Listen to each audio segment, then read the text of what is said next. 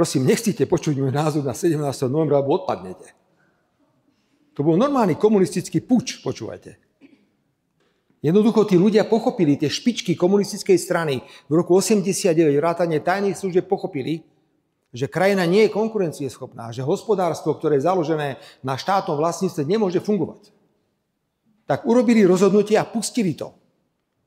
To, čo neurobili dovtedy, lebo dovtedy napríklad Maďari mali malé a stredné podnikanie, Poliaci mali malé a stredné podnikanie, v Juhoslávii ste si mohli nakúpiť, čo ste chceli. My sme to bohužiaľ neurobili do roku 89 a to napätie bolo obrovské. Bol niekto v roku 89 po novembri zatvorený, zabitý? Nebol, lebo to kontrolovali komplet špičky komunistickej strany. A potom sa ma pýtajú, že prečo mám taký vážny postoj k 17. novembru? No lebo to tak bolo. Bolo to kontrolované, bolo to riadené.